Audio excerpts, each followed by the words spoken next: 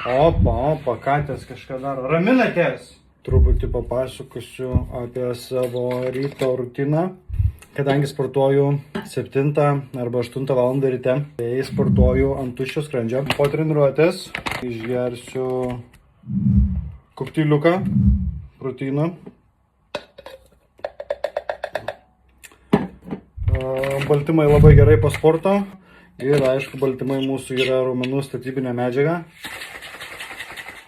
Tai labai svarbu, nes surinkti baltymus. Opa, katės kažką daro. Raminatės? Žiūriu, kai turi 2 katės ir dar jos tokios pačios ir jaunasi. Va, viena sėdi, matosi. Žodžiu, pasipjovė. Tai va, po treniruotės proteino kokteilis išgersiu. Tada kretinas. Tada laukia pusryčiai. Bus 5 kiaušiniai. Ir po pusryčių bus, tai visų pirma, Animal Packas. Čia 8 tabletės ir jos tokios nemažos. Bet aš jos geriu daugiau, kad dėl vitaminų, kad nesirgčiau. Tada žuvutaukai.